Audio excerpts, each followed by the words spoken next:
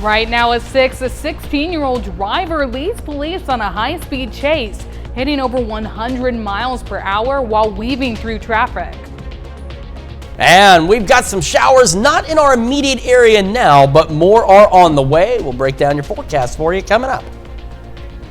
Plus, local builders and organizations team up for affordable housing in Pittsburgh. The 4 states' most watched news starts now. Good morning and welcome to the KOAM Morning News. It's 6 a.m. I'm Samantha Walker. Hi, Chris Warner. It is now Monday. Every day, the tie always moves. It's November the 24th. I asked about this before, and maybe it's just me. Maybe it's my jacket, my shirt. My ties always shift off to one side.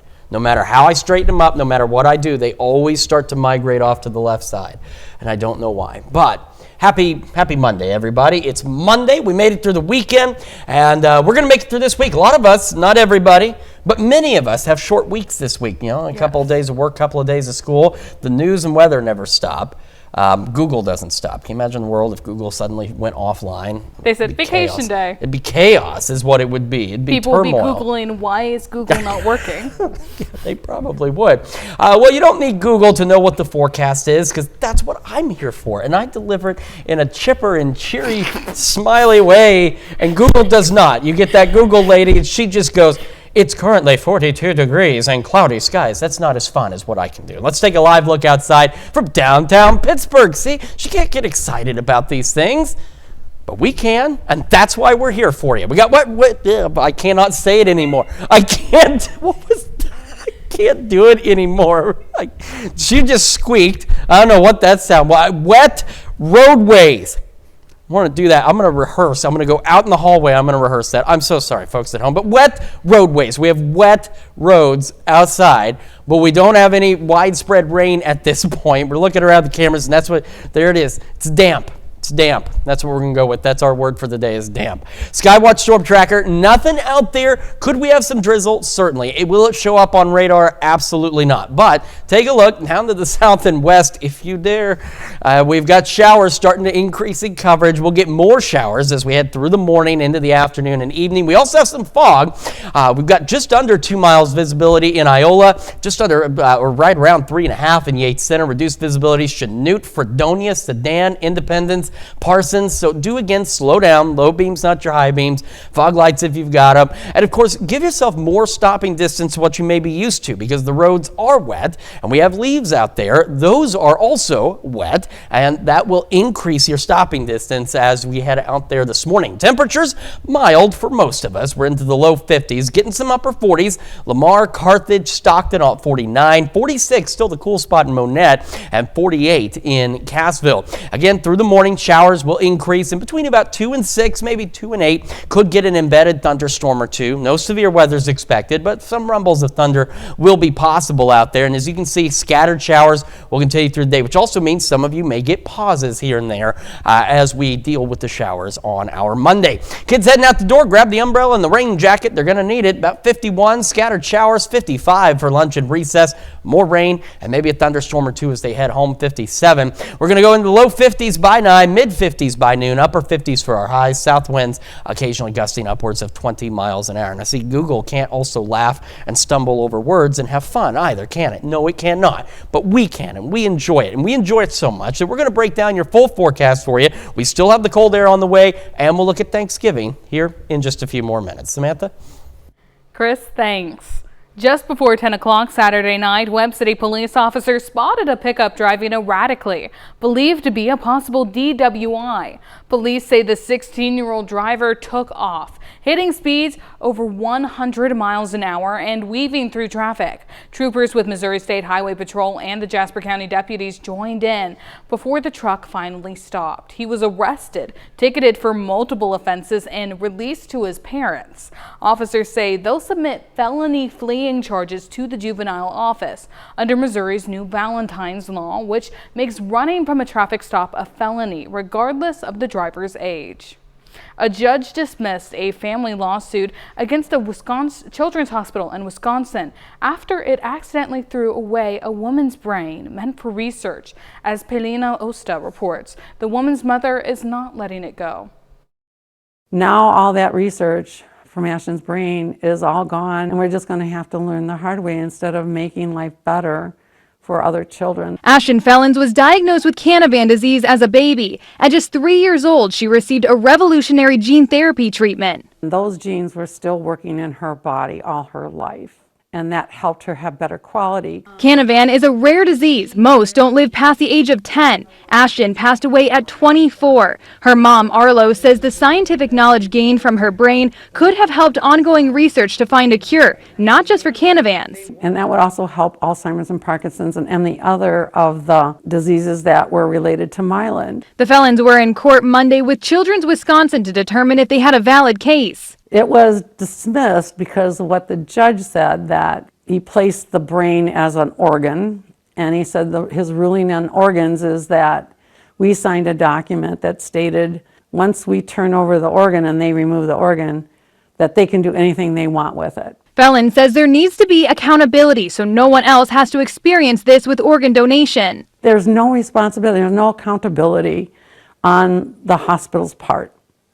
And that's got to change. Dr. Paola Leone has been working with Canavan patients for nearly 3 decades. The sample is irreplaceable. We will never have the information, unfortunately, and the scientific loss is immense. She performed Ashton's gene therapy when she was a baby. This would have been the only proof of biodistribution of a gene that was administered through gene therapy 21 years earlier. Fellens says while the case was dismissed, she's going to continue to fight. I didn't get any answers, and I'm still wanting my answers. And I'm not going to let them think that this is going to go away now. The first 10 homes in Pittsburgh's City Housing Incentive Program, also known as CHIP, are taking shape. This weekend, the community got a chance to tour a few of the new homes. City officials say it's inspiring to see partners come together to create affordable housing, with several local builders and organizations helping make these homes a reality. The CHIP program provides grant funding to contractors once a home is built and sold to a qualified buyer, helping expand access to quality, affordable housing in the community. I think affordable housing is great. I think it's something every city needs, but Pittsburgh especially. And it's a big personal mission for all of us to be a part of that. And we really look forward to keeping it going. CHIP aims to create lasting opportunities for families in Pittsburgh. That's a look at this morning's top stories and weather. Coming up on the KOAM Morning News. Coming up, Caribbean security concerns grow as the U.S. increases military presence near Venezuela. Plus, breakthrough in Ukraine peace talks. The White House announces a, quote, updated and refined proposal after weekend negotiations in Geneva. And we have wet and cloudy conditions in the 4 states with scattered showers ahead. Chris has a look at your weekly forecast. You're watching the KOAM Morning News. We'll be right back. Topping World Watch, Venezuelans celebrated President Nicolas Maduro's 63rd birthday on Sunday, November 23rd, amid voting and rising tensions with the United States. Communes across the country participated in the 4th popular consultation of the year to elect communal projects. In Caracas, voters also marked Maduro's birthday. Meanwhile, the U.S. is preparing to escalate pressure on Maduro's government with a military buildup in the Caribbean and authorized CIA operations. The FAA warned airlines of a potentially hazardous situation over Venezuela. The Trump administration is touting progress on its peace proposal to end Russia's invasion of Ukraine after holding, quote, highly productive talks in Switzerland. Today, European leaders are meeting to discuss the peace plan, but as the U.S. looks to wind down the Russia-Ukraine war, it's also ratcheting up the pressure on Venezuela, despite a new CBS News poll showing that Americans are overwhelmingly against taking military action there. CBS News' Bradley Blackburn has more from New York. The White House says talks between U.S. and Ukrainian officials in Geneva over the weekend have led to an updated and refined peace proposal to end Russia's war on Ukraine. I think we made a tremendous amount of progress. There's still some work to be done. Sources familiar say there are also discussions for Ukrainian President Volodymyr Zelensky to possibly return to Washington this week, ahead of President Trump's Thanksgiving deadline for Ukraine's response to the peace plan. though the president has hinted that date is not set in stone. We'd like to get the peace. Earlier Sunday, President Trump had claimed that the war in Ukraine wouldn't have happened, quote, with strong and proper U.S. and Ukrainian leadership, adding that Ukraine has expressed zero gratitude. Congressional Democrats have slammed the peace plan, which originally called for Ukraine to cede territory and shrink its military. That is a very good deal for Russia. It is a horrible deal for Ukraine, for our allies, and even for our own national security. Meanwhile, the Trump administration is ramping up pressure on Venezuela, now officially designating a cartel it says is tied to leader Nicolas Maduro as a terror organization. The Air Force is also sharing images of B-52 bombers simulating a nighttime attack along the country's coast. This is a new CBS News poll shows that 70% of Americans oppose taking military action in Venezuela. Bradley Blackburn, CBS News. Today, the chairman of the Joint Chiefs of Staff, General Dan Kane, is expected to meet with U.S. service members in Puerto Rico and sailors at sea to thank them for their support of the mission near South America. Well, coming up, Lori Langley is in the studio to show us how to make one of her delicious recipes just in time for the holiday.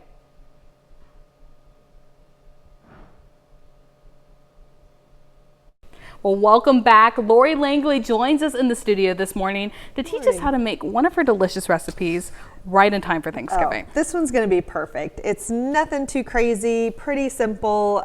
Chris might even be able to do this one. I don't know. It has eggs, so it's iffy. But this one's one you can do up ahead on Wednesday. Yes. Pop it in the fridge, forget about it. You don't have to worry about anything on Thursday morning. So perfect. We're going to start out with some flour and sugar, pretty basic. Just regular old white sugar, regular all-purpose flour. We're going to give that just a little fluff together. And if you have a whisk, that always works well for getting those, but it's not really necessary. We've got a little bit of baking soda and salt already measured out in this, and again, very small amounts. Because this is a really nice cake that's going to have kind of a coffee cake or almost muffin texture. Ooh. So we don't need a lot of leaveners in that. So here's where it goes a little bit off the rails. Our next two ingredients, we're just going to add a couple of large eggs. And we always remember when we bake large eggs, unless our recipe says otherwise, which is very unusual. And then a large can of crushed pineapple. And this is going to go completely in. We are not draining the pineapple. We're not doing anything with that. So we're going to pop that can. And we are going to dump that entire can into our flour mixture. Well, that makes it just extra easy. It really does. It really, really does. And this is going to, of course, add our liquid that we need for that recipe. It's going to give a nice little tangy flavor to it, but it's still a nice sweet cake. So this one is just kind of all the sort of flavors of fall. We're going to have some nuts in there and some warm crunch on the top. This is a bit of a layered process. So we're starting with this, and I'm going very careful because we've got a lot of liquid in here with that crushed pineapple. So I'm trying not to make a mess too much. But this is going to start with our basic cake batter. We're going to bake that, nothing crazy. And then we are going to top it with a really yummy sweet glaze. So we've got this with a crunchy top. This is just about fully incorporated. You don't want to over mix it. It's really not necessary to get that hand mixer out. Just use the spatula. Very important though that we comb all the way through the middle and get all those dry ingredients mixed in. So when it's done, I know it's hard for you guys to see this on here, but we're going to have just a really chunky batter because of all of those pineapple pieces in there.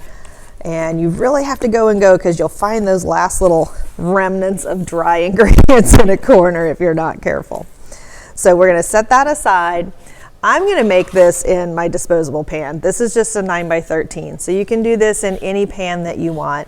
It's always recommended that you stick with a metal pan though, as opposed to your glass dish. Save that for baking all the casseroles and things that we're going to be doing this week.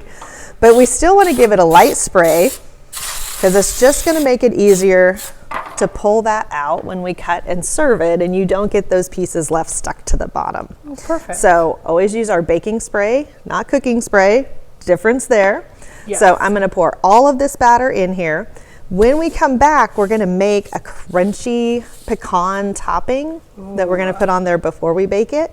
And then we'll talk about that glaze for the top. This is so good. It smells amazing when it's baking. Yes. All the flavors together. I mean, it already smells nice with the pineapple, so I'm already really getting does. excited. Well, thanks so much, Lori. We'll be right back.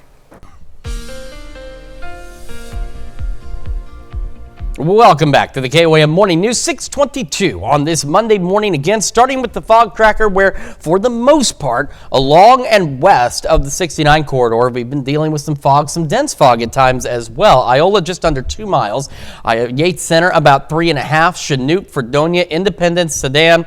I bet I did that in Nevada and Stockton last week. Sedan, Independence, and Parsons, all with reduced visibility. So again, low beams, not your high beams, fog lights if you've got them.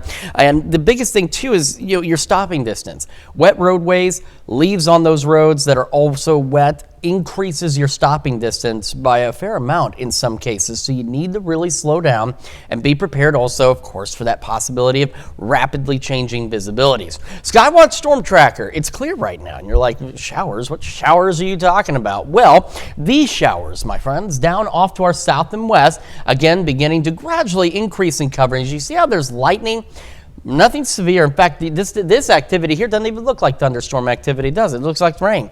We could get a few embedded thunderstorms, but no severe weather is expected in our area whatsoever. But showers and a few thunderstorms will continue to increase in coverage as we head through the morning into the afternoon. They will still be scattered in nature, though, so some of you will not get rain while your neighbors will, and then you'll get the rain and your neighbors won't. So that's the nature of scattered showers and thunderstorms. And the best window in our area for any kind of thunderstorm activity looks to be about 2 to 6. Could we get some ahead of that or after that point? We could, but the better window right now, just looking at some of the data, suggests if we're going to see any thunderstorm activity, that's going to be the point.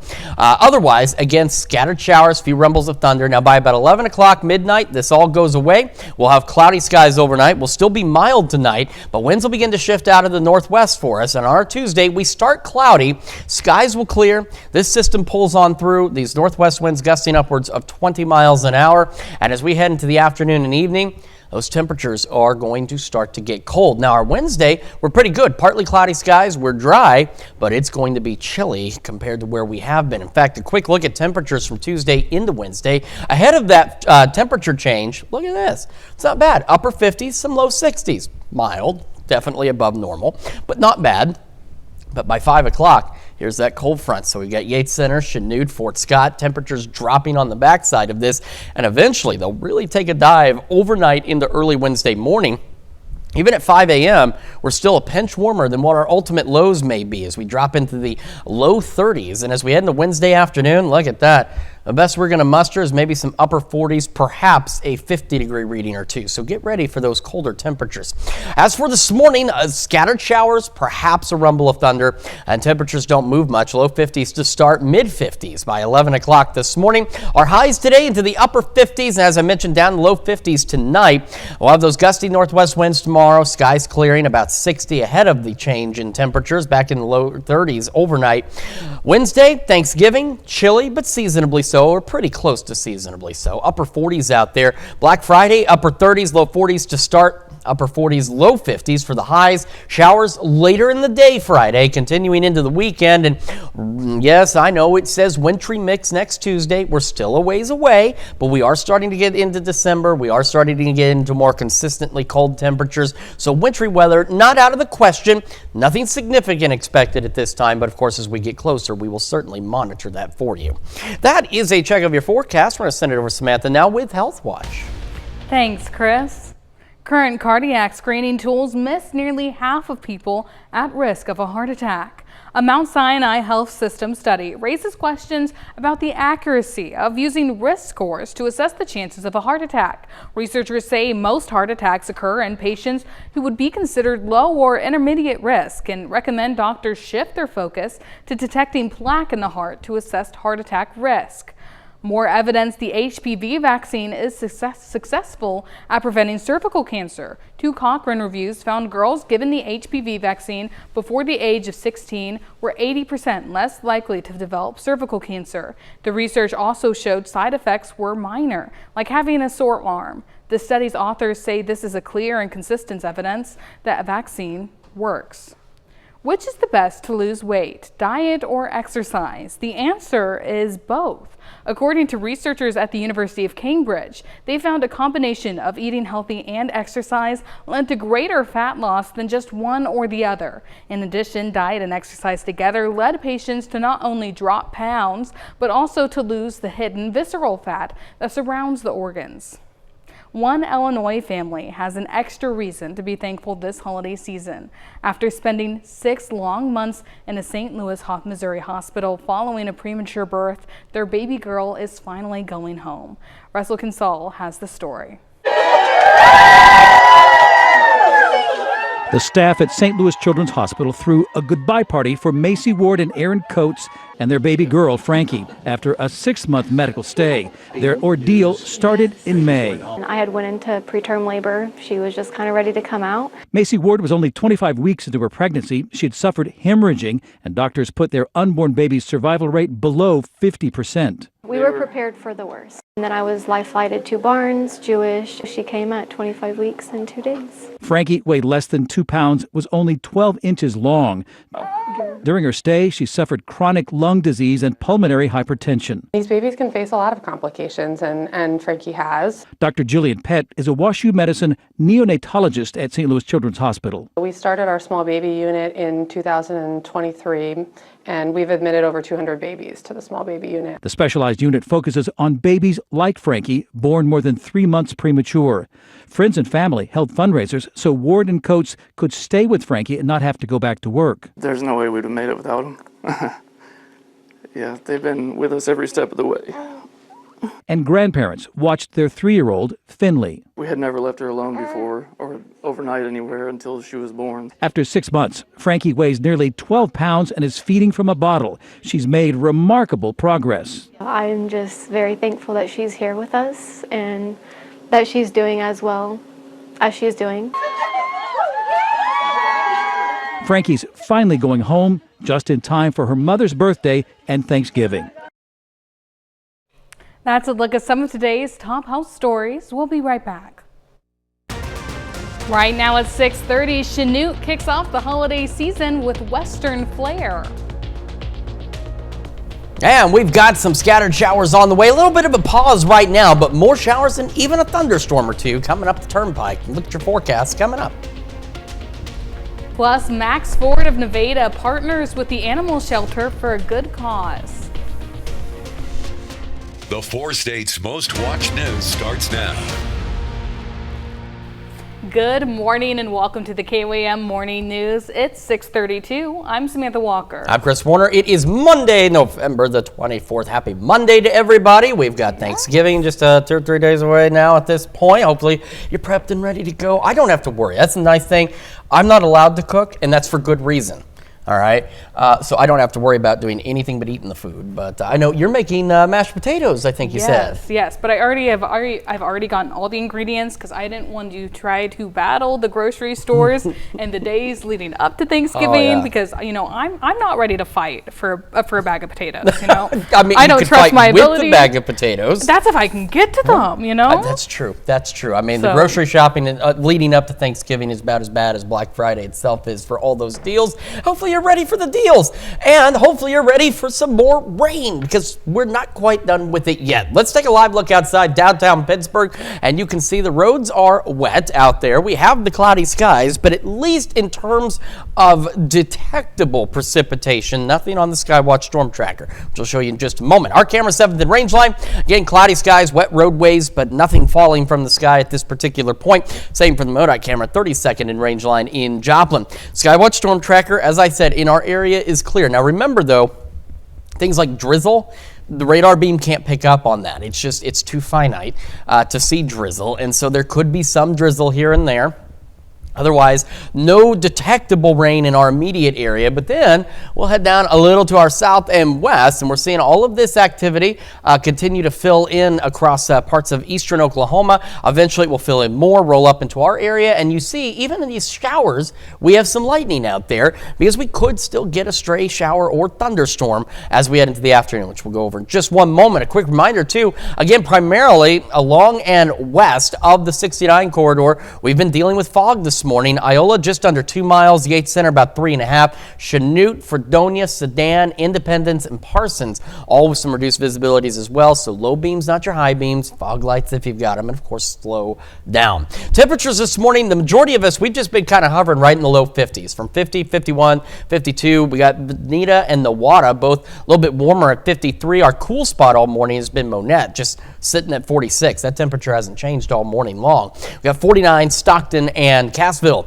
Showers will increase in coverage again across the area. They'll still be scattered though, so you'll have those moments where you're getting rain and your neighbor's not, and vice versa. And between 2 and 6 is the best window for this, but we could get a stray thunderstorm really at any point with this activity. So no severe weather is expected. The big thing here is going to be to remember when thunder roars, head indoors, as scattered showers and perhaps a thunderstorm or two continue into the evening hours as well. Kids need that jacket and an umbrella. 51, some scattered showers as they head out the door. 55, rain at lunchtime. 57 as they head home with some thunderstorm chances there as well. We'll go low 50s by 9, mid 50s by noon, upper 50s for our highs. The theme today is the 50s. You can dress for the 50s if you so desire. The 50s is where we're headed. South winds occasionally gusting to 20 miles an hour. We are going to have a mild Tuesday initially, but that cold air still set to arrive by Tuesday afternoon and evening. Details on that and your Thanksgiving forecast here in just a few more minutes. Samantha? Chris, thanks. Weeks after being released from ICE custody, a Maryland mother has been deported to Vietnam. The woman has not been in Vietnam since she was a child, but her attorney says her client's case had some unique challenges. Sharon Yo reports. This is the last photo taken of Melissa Tran in the United States. Weeks after a federal judge ordered her release from Tacoma's detention center, Vietnam approved ICE's deportation request and issued Tran a passport. ICE deported her this week. I'm just heartbroken that it ended this way. Jenny Pascarella is with the Seattle Clemency Project. She was responsible for freeing Tran from detention by using a centuries-old legal tool that lets detainees ask a judge to review their confinement.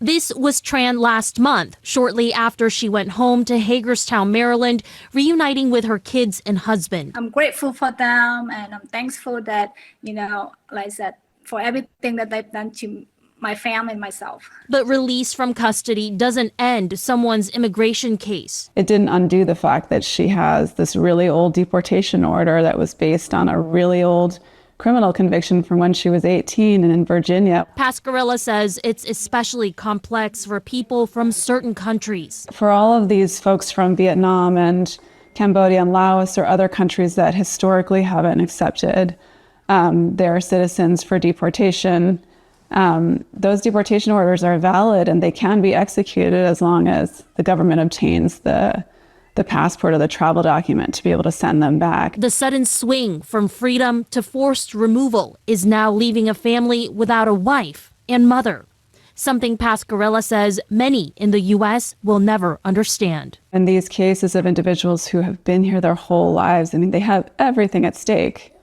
I think most people can wrap their heads around how shocking it would be to be suddenly removed from the only country that you know and have any connection to. Saturday, downtown Chanute had a full day of holiday fun, hosting a Western-themed parade. Area organizations took part, bringing out horses, festive floats, and plenty of holiday spirit. After the parade, the celebration continued with a Christmas music program at the Central Park Pavilion, with performers from across the region and out of state.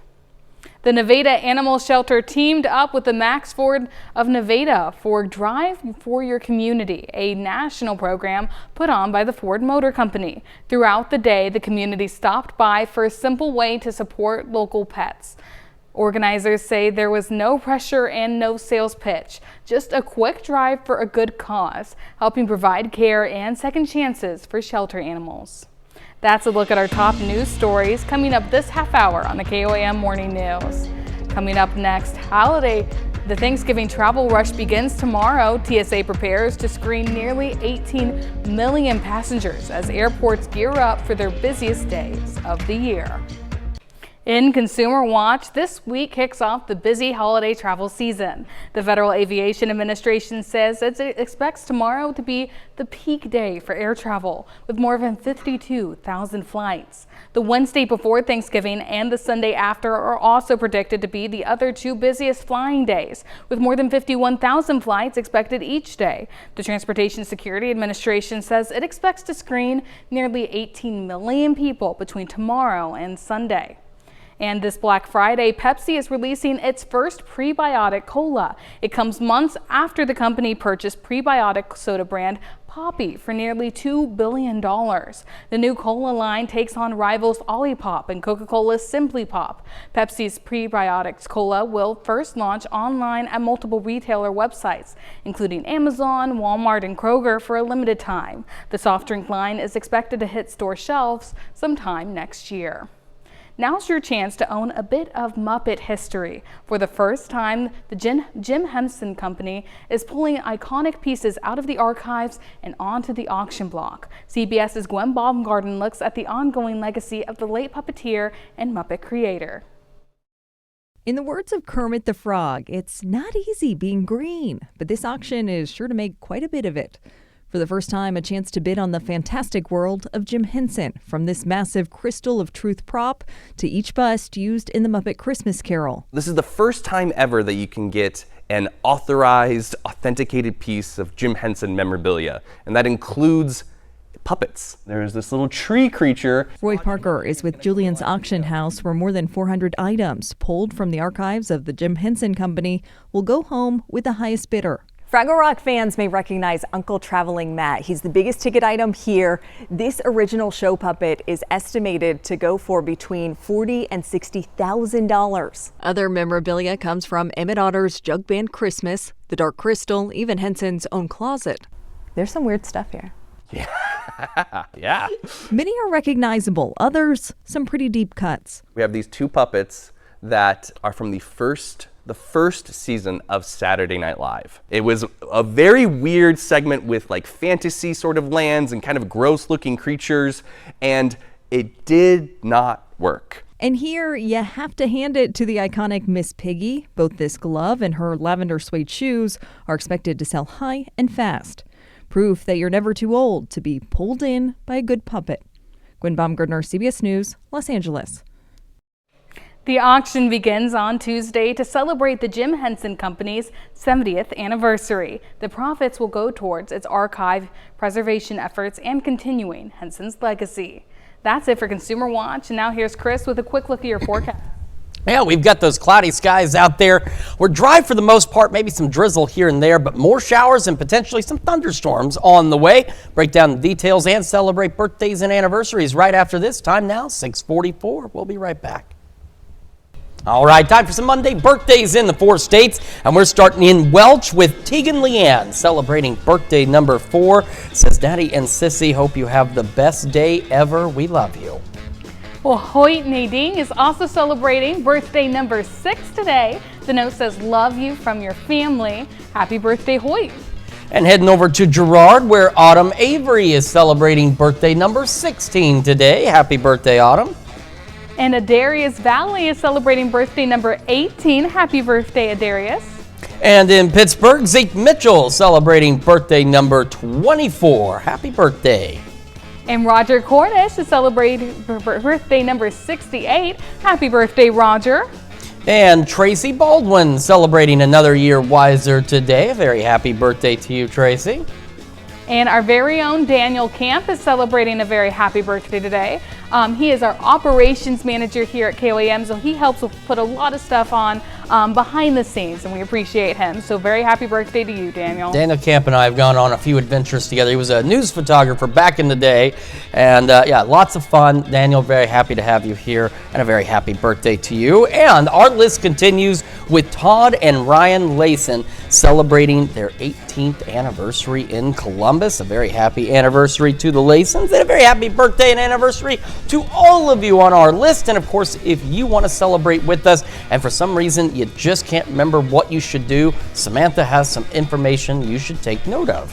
Yes, of course, we want to celebrate with you on your special days, so make sure to send those birthdays and anniversaries and any photos you want to include to birthdays@KLAMnewsnow.com, and also make sure to pay attention to that deadline as well on your screen, because we would hate to miss being able to celebrate your special day. Absolutely, and we have some fog out there to contend with. It's been mainly along and west of the 69 corridor. Iola, about 1.5 miles visibility. Yates Center, just over 3 miles, and we've got Chanute, Fredonia, Sedan, Independence, and Parsons, all with reduced visibilities this morning as well. So if you're heading out west, remember, low beams, not your high beams. You want to use the fog lights. I was almost going to tell you not to do that. That's what you're supposed to use them for, is for the fog. And you really need to slow down. Again, I want to emphasize, wet roadways are one thing, but you throw leaves into the mix and they're wet and soggy, and that makes it even more slick on the roads, which means your stopping distance increases quite a bit. So you need to slow down, be cautious out there, and of course, as always, watch out for that potential for rapidly changing visibilities across the area as well. Skywatch Storm Tracker for us, nothing out there. Now there could be some drizzle. I haven't driven across the 4 states this morning. I would never make it here if I did, but drizzle won't show up on radar. It's too finite. The radar beam can't see it, but it can see actual rain, and that's what we've got. Slowly but surely getting more organized here across parts of eastern and northern Oklahoma. And as you can see, and then some of them are old and gone now, but we've had some lightning with these, so we could get some thunderstorms. Now, right now, it appears the best window for any kind of thunderstorm activities in our area is going to be from 2 to 6. But we could get some ahead of that. We could get some that lasts a little after that. Key thing, no severe weather expected, so that's fantastic news. But with thunderstorms, you want to remember, when thunder roars, head indoors. So I know right now it is dry. As I mentioned, it will not remain that way as we continue through the morning. More showers and even some thunderstorms will begin to push into the region. They will still be scattered in nature, though. So as you can see, south of I-44, most of you look to be dry by the lunch hour, while your neighbors to the north are getting in on shower and storm activity. And then that kind of fills in it. Now it's folks off to the west get a break in the rain. So you may get those periodic breaks in the rain, but we will continue to have scattered shower and thunderstorm chances continuing with us through at least 11, perhaps midnight tonight. That should begin to wind down. We'll have cloudy skies overnight, and winds will be calm. But as we head into Tuesday, winds shift out of the northwest. They start picking up a bit, occasionally gusting upwards of 20. We're going to stay cloudy initially for a good portion of the day. Then skies will begin to clear, and cooler air begins rushing in right back behind it as well. And our temperatures are going to get downright cold, and in some cases maybe even a bit below normal out there. But it will feel a lot more like Thanksgiving, I suppose, as we head into the rest of this week. Wednesday, we look good. Partly cloudy skies. Again, just a bit chillier than what we've seen the last few days. And a quick look at those temperatures from Tuesday into Wednesday. So you can see by noon, Tuesday, we're looking at highs ahead of that cold air into the upper 50s and some low 60s. Mild, not bad, looking pretty good. But then that front comes in, and here comes that colder air. And by 5, take a look. We've got Yates Center, Chanute, Fort Scott. Temperatures beginning to drop out there, and they'll continue to do so overnight until we drop into the low 30s across the region. And by Wednesday afternoon, the best we're going to muster for highs looks to be to the mid to upper 40s, perhaps a 50-degree reading or two. So get ready for some colder air. Going through the morning, again, temperatures don't move much. We've got the clouds. We'll have some scattered showers, maybe a rumble of thunder. Low 50s to start and close to the mid 50s by 11 a.m. Got another look at your forecast and your wake-up recap in just a moment. And when we transition to Fox 14 at 7 a.m., we're going to learn more about a Joplin-based nonprofit that's giving back to local heroes for Thanksgiving. That and a lot more at 7 a.m. This is your Wake Up Recap for November 24th, your top stories to start your day. Just before 10 o'clock Saturday night, Webb City police officers spotted a pickup driving erratically, believed to be a possible DWI. Police say the 16-year-old driver took off, hitting speeds over 100 miles an hour and weaving through traffic. Troopers with Missouri State Highway Patrol and the Jasper County deputies joined in before the truck finally stopped. He was arrested, ticketed for multiple offenses, and released to his parents. Officers say they'll submit felony fleeing charges to the juvenile office under Missouri's new Valentine's law, which makes running from a traffic stop a felony regardless of the driver's age. That's a check of today's Wake Up Recap. And we'll have those scattered showers and perhaps a thunderstorm or two as we go through the morning, afternoon, and evening hours. We'll go into the upper 50s today, south winds gusting to 20.